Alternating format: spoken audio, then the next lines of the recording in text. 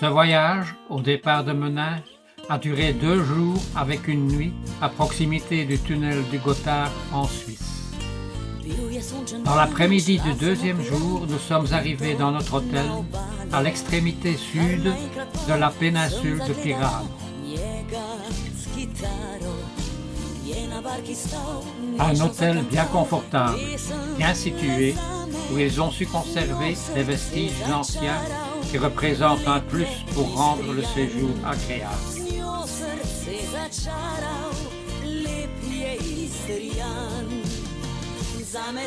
Tous les visiteurs sont d'accord sur ce point. Pirano est une très jolie petite ville. Certains disent village.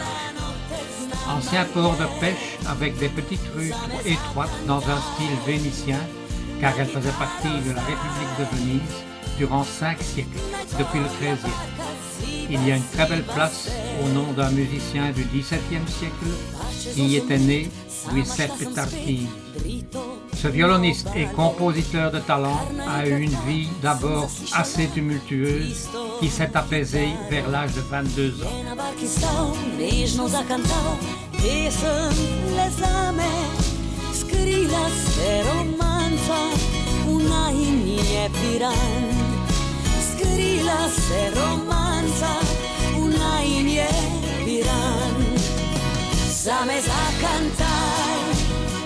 Serenados dai, che bella bella notte snamanguer, same za cantar, na chitarra stai, na tvoja barca ziba ziba ser.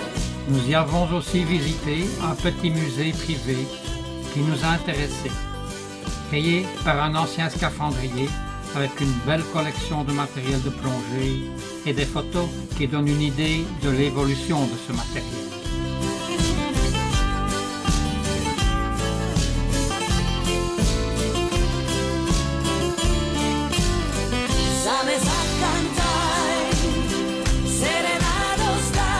Le 20 octobre a été la seule journée où nous avons quitté la côte pour aller vers Bled, dans le nord de la Slovénie, près de la frontière autrichienne, et après redescendre vers la capitale Ljubljana. Bled et son château du XIe siècle avec un passé historique très riche, mais trop long à raconter ici. Une fois en haut, on peut profiter d'une vue magnifique sur le lac, ses alentours et l'île avec l'église de la Mère Dieu. Il a été restauré en 1951 durant 10 ans et sert de musée.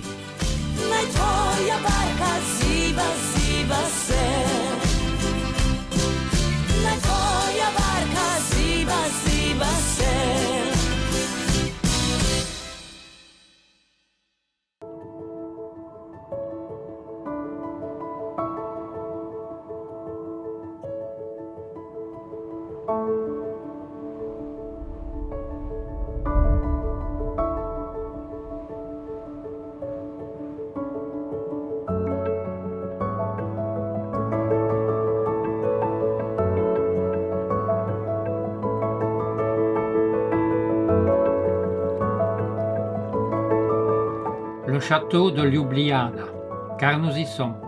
Cette ville, la plus grande de Slovénie, dont elle en est la capitale, se trouve au centre du pays. Une promenade à pied qui commence devant le palais de l'université pour arriver à la rivière Ljubljanica, que nous longerons jusqu'à la place Pešeren.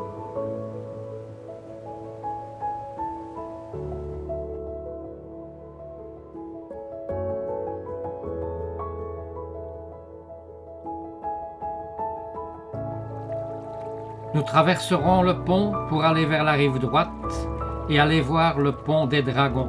Les dragons, symbole de la ville, suite à une légende au sujet de Jason qui avait volé la toison d'or et avait fui jusqu'à Ljubljana durant la Grèce antique.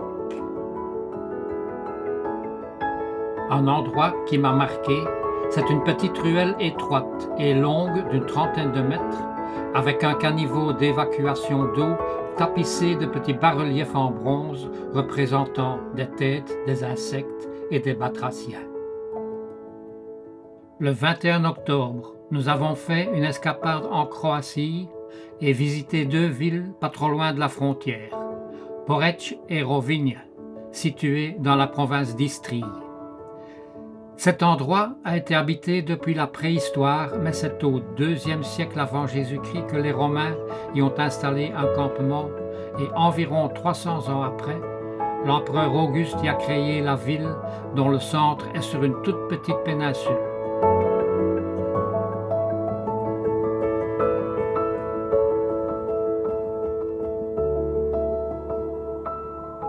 Au fil des siècles, c'est devenu un centre épiscopal dont il ne reste que le baptistère.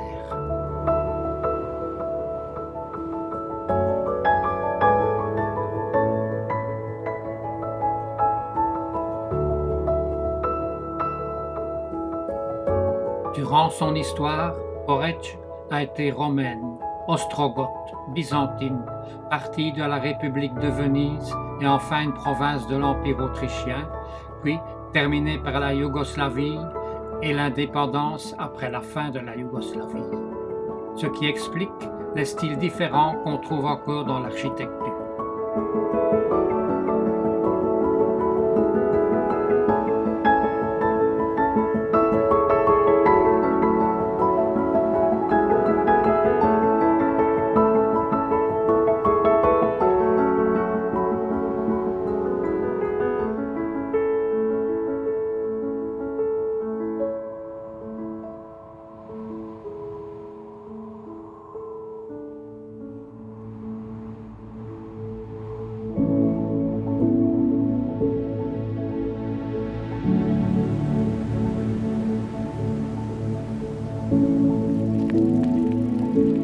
Rovinj, qui est un peu plus au sud, en bord de mer, est aussi une très ancienne ville des environs du IVe siècle, mais fondée en remplacement d'une autre ville qui avait été engloutie et dont on aurait retrouvé des restes vers 1890.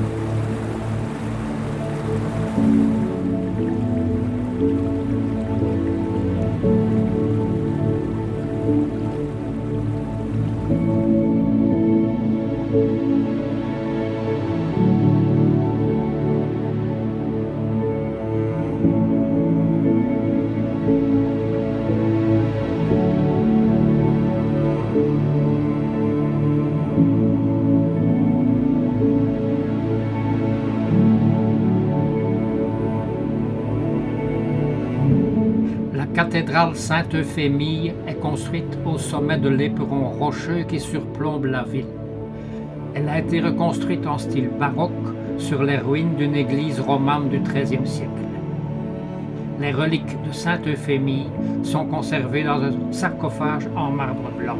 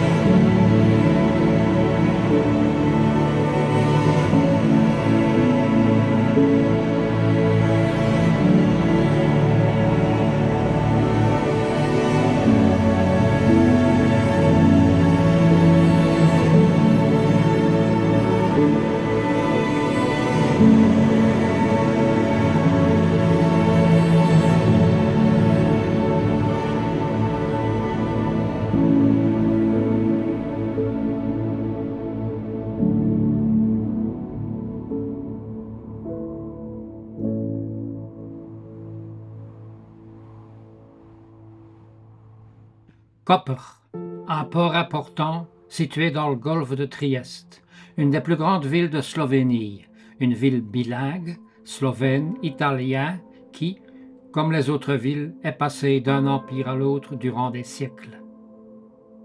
Son centre ancien a aussi gardé un intérêt certain, où il fait bon se promener.